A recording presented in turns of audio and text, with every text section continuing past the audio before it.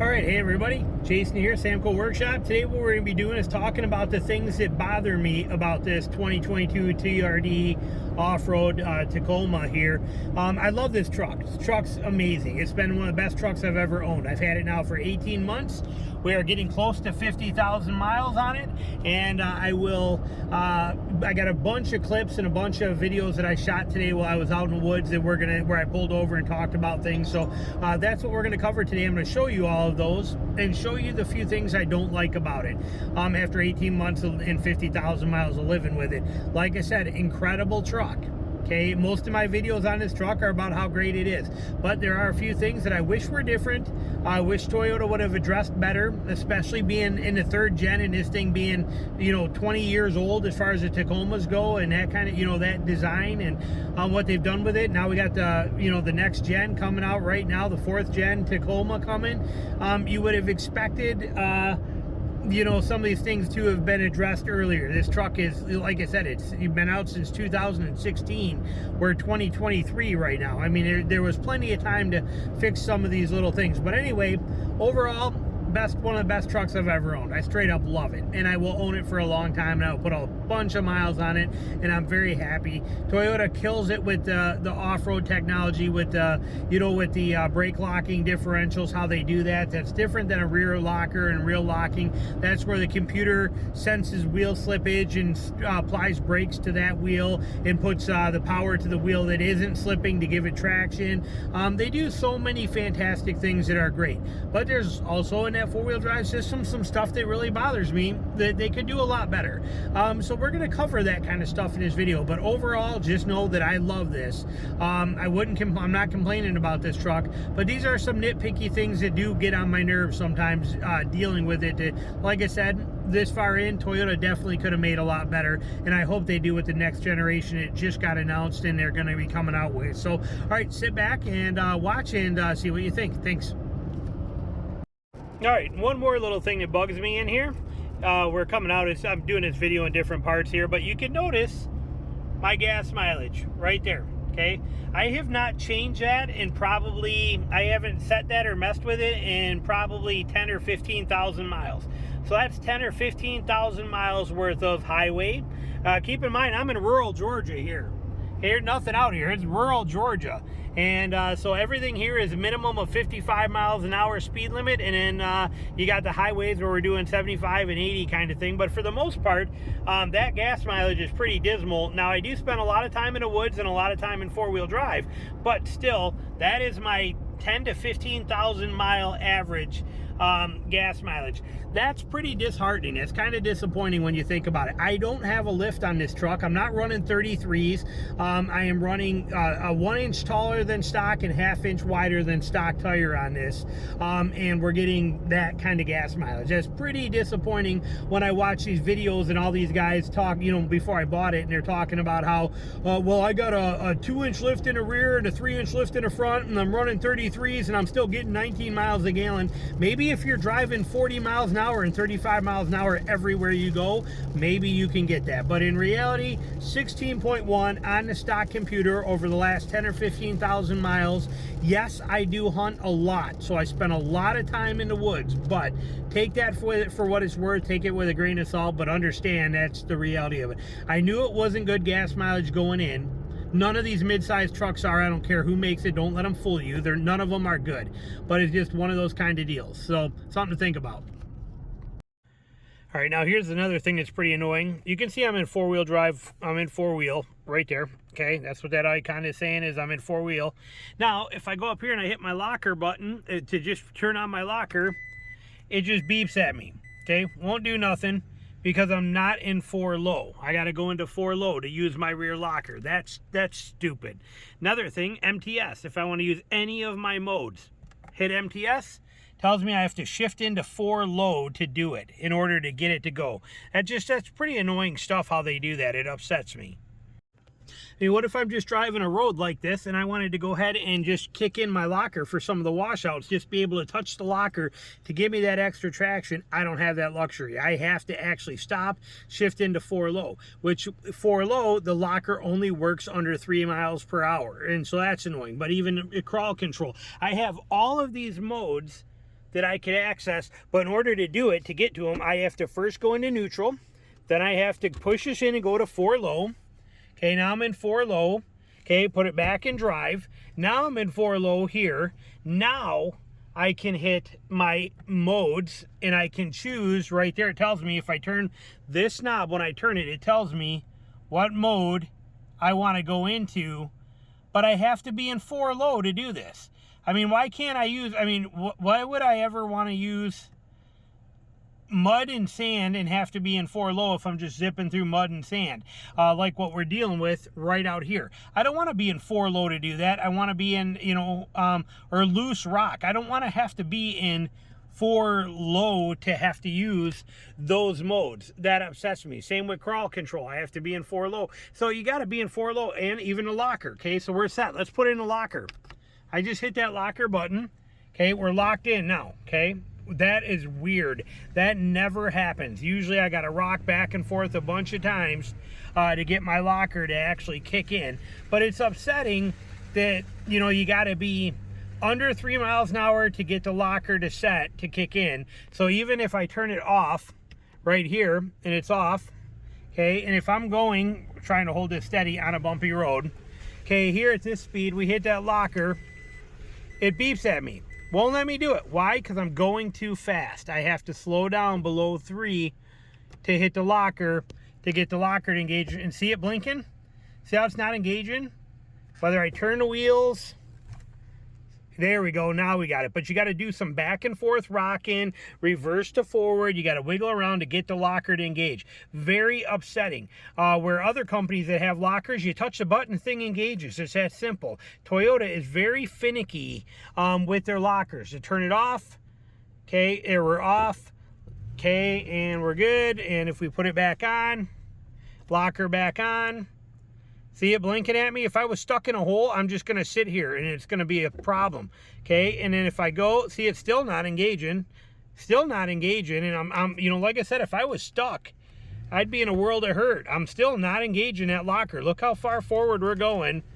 And we're still, oh, no, still not in locking. I'm even trying to spin the wheels. We still have not engaged that locker. Has still not engaged. Let's try reverse and see, can we get it to go in there? This is what you deal with a lot with a Toyota. It's upsetting with the technology and the capabilities and what a wonderful off-road system Toyota has.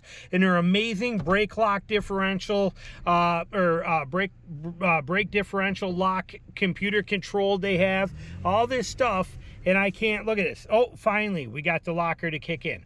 But if I was jammed in a hole, I don't have that luxury. So with a Toyota, before you enter a hole or any obstacle, you have to go into 4 low and you have to engage your locker like I am now in order to take advantage of that and be able to do it. That's another thing that's just very, very upsetting that they make you do that, you know, that they give you those kind of fits.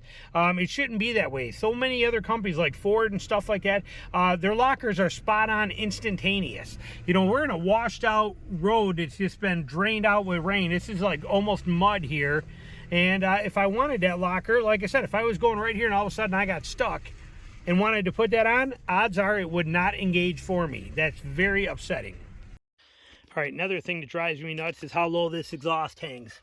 Look at that. Okay, that's that crossover pipe right there. That pipe right there is my exhaust pipe. Okay, look, it's lower than all the cross members and everything. That's that wide pipe crossover for the exhaust. Look at how low it hangs, even below the cross members and everything like that. That sucks. Even if we look at it from this side, sorry, I'm washed out road here, but if we look at it from over here, and I get down and we look, I have a skid plate that covers that, but look at how low that exhaust pipe hangs. See my skid plate there to help protect it? You know, I got that whole skid plate. Look at how stupid low that skid plate even is. It goes straight across, but that's the lowest point. I mean, look at how low that has to be, because that's the level of from the center cross member to the front cross member. You can see, okay, right there. But look at how much lower all that crap hangs on this. And then my crossover exhaust pipe even hangs lower. Okay, right there, even hangs lower, and so I got a skid plate to protect it there, a steel skid plate. But if I go across things such as this, and I go come through here, and I drop off this wash right here. This, you know, this, I drop into this hole, which don't be fooled, these are pretty good size holes here. I mean, I'm wearing a 17-inch snake boot. Okay, look at that. Okay, I mean, that's a 17-inch hole right there, 17 inches to the top of that dirt. I drop into that hole, and I'm busting that up pretty good. You know, if I didn't have that skid plate on there, I mean, which is all dinged up underneath there. It's muddy now, so I can't show you, but that right there would totally just crush that pipe right there. You know, dropping into that. I'm so tired of stupid stuff like that. There's no reason. Put it up. Get it up in there higher. Tuck it away where it's supposed to be. But that should not be hanging down. Look at nice pig tracks in here. Very nice. Fresh pig tracks, but that Y pipe should not be hanging down that low. It should be up higher, protected by that cross member, not where it's going to get damaged like that.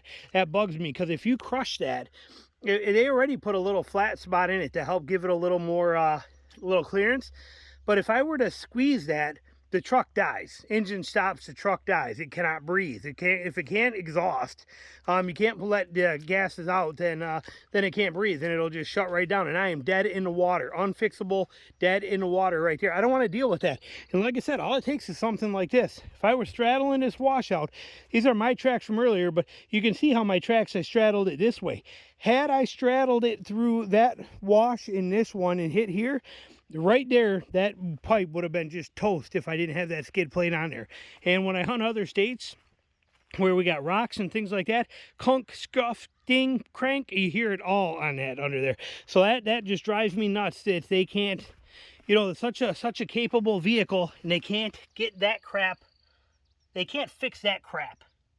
You know, it should be not like that. There's no reason that should be that way. There's just no reason whatsoever. And they say this thing has, I believe, 9.5 inches of ground clearance stock, and I've actually got 1 inch taller tires. So I got, let's call it 9.5. So call it, if it was 9.5 or 9.3 or whatever it was, but we'll just round it and say it's 9.5, and I got a 1 inch taller tire. That gives me ½ inch more ground clearance. That puts me at 10 inches of ground clearance on this. The new one, the brand new Tacoma, they just announced it 2 or 3 days ago. I've been watching videos on it. On the Trail Hunter and on the the TRD Pro, it comes with 33s. This comes with 31 stock. These are 32s on this. But that Trail Hunter and that TRD Pro come with 33s and a lift. And from what I'm hearing, if I'm correct, it still only has 9.5 inches of ground clearance.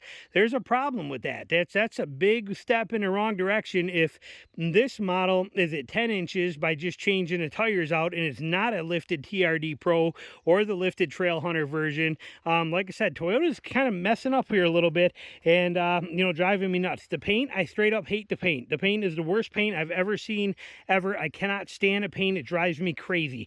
I love the truck. I love the capabilities, but the paint is very annoying, how soft and weak it is. I also hate this on my screen. This screen, I mean, I've owned like 29 new vehicles, okay? There's no reason for this. Look at how scratched up this is when we zoom in on this. Look at how scratched, sorry, I'm trying to get an angle here where you can see. Look at how scratched up that is. Now, I wash all my vehicles the exact same way. The Toyota 4Runner is brilliant. Perfect. Clean as a whistle. Perfect. Not a scratch on it. Look at all the scratches we have all over this thing. And when I wash this, keep in mind, I used to detail cars for a living. I mean, I know what I'm doing. I'm using high-grade microfiber cloths only. I mean, I know what I'm doing, how to clean that. And even if I didn't know what I was doing, there's no reason for that to be as scratched up. Little stuff like that just drives me nuts. Now, I did buy this truck for the reliability, okay? It has the reliability. I will drive this truck for a few more years. I have 50,000 miles on it almost right now. I'll be doing a 50,000 mile review here shortly. The truck has been phenomenal, but there's some things that I was hoping they would change in a new model that I'm not seeing really changed yet. They did not increase the ground clearance. I'm not quite sure what's going on under there. I've not seen videos to show me yet. They went to a 5-link type suspension in the rear. I don't know yet. There's a lot of things I don't know about the new version that I'm waiting to find out.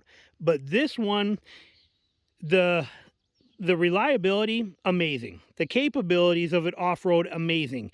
I love everything about it, but there are some quirks with every single vehicle out here. My job's to point out the ones to you that after 18 months and 50,000 miles, these are the ones that bother me. And I wish they would change and would have addressed and could probably, you know, they could engineer something a little better. It's not like this is brand new, okay? This is 3rd gen Tacoma here, and everybody, and since Gen 1, they have been used off-road more than any other truck has. You would think that they could find a way, knowing that they're off-road all the time, to solve this kind of an issue, and to also solve the fact that I cannot use my locker unless I'm in 4 low, and solve the issue where it takes so hard to get the thing into 4 low, or I mean to get the locker to even engage once you're in 4 low. Little things that absolutely drive me crazy on this truck. The other thing that bugs me is the view with the rear view mirror. I didn't notice this till I've been driving some other vehicles a lot more, and then it's starting to really catch on to me. Hang on here, just click my boots off. But is this. So here's my seating position. You are at my eyes. I do not like how the rear view mirror is in my way. See how it's there? But it's in my way a lot. When I'm looking here, I'm fine. But when I want to look over there, that mirror, that whole clump of everything is in my way. It'd be nice to be able to see under that a little bit better, but it's like right in my line of sight. If I turn my head, that thing just blocks a lot of vision. Another little thing that bothers me. Is it life-altering? No, but it's something that bothers me. Now, before somebody tells me, well, you know, you should be able to, you got to know what's under your vehicle, and you can watch that, and you can go around that washout and that kind of stuff. Let's look at this. I actually just came through here and turned around, but look at this out here. Hey, look at that. You think I'm going to be able to see a washout in this if I'm driving through this? Let's drive through it. But I would never see that washout that we saw, that one hole that I just showed you guys. I would never see that coming through here. That would not be there. So if I hit it, then I'm busting up that, you know, that exhaust, and I'm dropping in a hole.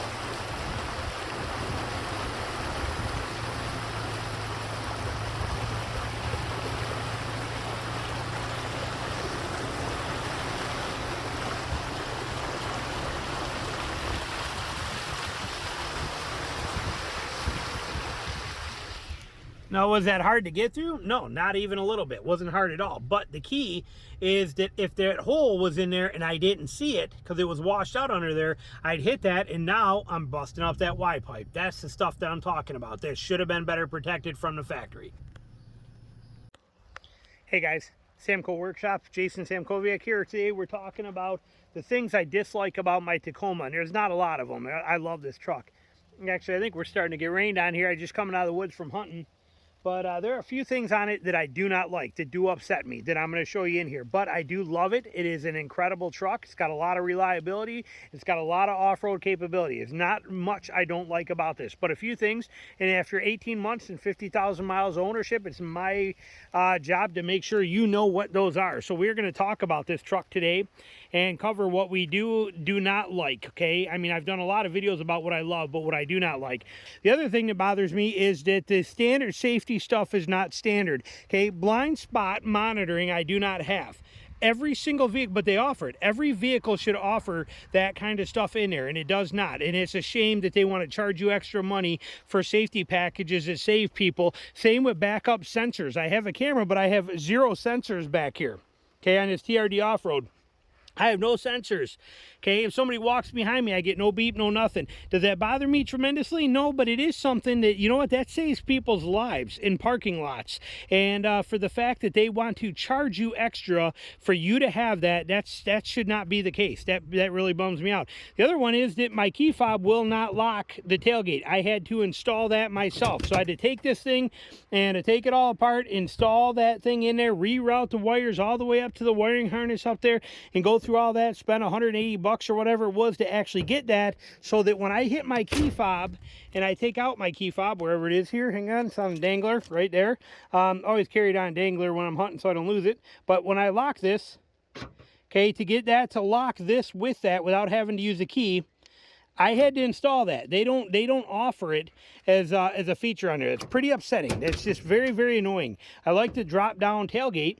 The fact that I have these tie downs here, And then in the front, I only have those, it comes stock with those two up there, those metal ones up there. I had to add 2 more of these to the frame bolts up there in the corner, which I shown you in the other video. I'm not diving in there to go mess with all this, but they're up there. But I did have to put 2 more of these down low because it has no low tie downs in the front, nothing low. I have those ones up there stock way up high, these ones way down low back here, and then you got the track system just on the back, no track on the front. Okay, and I added the molly panels, but the fact that I do not have any low tie down points like this up in the front 2 corners is kind of upsetting. I added them in myself. I mean, it's not like they're, I mean, they lay flat if you drop them down, so it's not like they're going to get in the way of anything. I just don't understand why they didn't put those in there. But again, something that, you know, you got to do on your own to kind of upset you. So that was kind of a disappointment, but you know, that's not there, and those hooks were not there in the bed. That's really the only thing that tremendously bothers me in the back end on here. All right, the other thing, this is in our back seat here. We're in the back end, and on the console here, we have nothing here, okay? We don't have any USB or anything in here. And again, I'm sure that some models do, but how hard would it have been to put one USB port right there, or a double USB port for anybody in the back seat here, or to charge anything else I want to set in these cup holders up here, that kind of stuff? But why would they not? I mean, come on, and they're going to charge you more for a tech package or something like that to have a USB right here. Is that really that hard to do? I have one in the center console. There's one in there. It's already there, so it's not like it's hard to wire. It's down in the bottom, too. It's not like it would be hard to connect them together and put one more right here for convenience for people in the back seat. That little stuff just drives you nuts how they do that, and they just, you know, like I said, I don't understand it. But overall, other than these things we just mentioned, the truck is phenomenal, and I will be doing a full review on it, a full 50,000 mile, 18-month review on this truck, because I do love it. There's no doubt about it. It's absolutely fantastic. I like it. Like I said, the new gen just came out, and it's kind of, I'm not sure I'm not impressed with it, and especially with that, I do not want that iForce Max. That'll be a whole nother topic, but you know, you've seen some of the stuff we went through today, and this thing is so light that it floats over top of all that stuff and doesn't sink in the mud. I mean, I just got done driving 18 miles of that washed out, miserable stuff you saw, and look at, it's not even that dirty. Why? Because it doesn't sink. It doesn't drop in too bad because it's so lightweight and incapable. And it's like I said, it just does awesome. I straight up love everything about this truck. I absolutely love it. But you know, some people want to know the things that drive you nuts, the little nitpicky things. Those are it. My only other one, the final last one, is the fact, and it's nothing major and it doesn't really bother me, but the fact that my exhaust pipe curls up. See how it's not completely straight? It's actually angled up a little bit. Not that that bothers me. It really doesn't. But if I had to be real nitpicky, that would be one right there, that exhaust pipe curls up a little bit. I honestly believe they probably could have did that, you know, a little better. But it's not, it really isn't that big of a deal. But I mean, if we want to get right down to, you know, the nuts and bolts and stuff, I do notice that on there too. But so you can see we're nitpicking. I don't care about finish. I don't care that this is like this. I don't care about that at all. I don't care if there's a difference in gap between here and here and here and here. Okay, I don't care. None of that stuff matters to me even remotely. I just honestly do not care about any of that kind of stuff. But I want the function, and I want the capability, and I want the reliability. So the things that I just got done mentioning, they're the things that bother me. They're the things that kind of get under my skin a little bit with this truck. But that's being very nitpicky. This thing has been phenomenal. It will be phenomenal. I could drive this thing, like I said, we got 50,000 miles on it in 18 months. I could drive this thing for 300,000 miles and never have a care or a worry, and I don't doubt it would make it. And it's one of the last pickups available today that's probably ever going to be able to say it's capable of doing that. Everything is going to turbos. Everything is a little different. This one still does exactly what we want it to, and I love it. So thanks for watching. Hopefully that helped you out a little bit.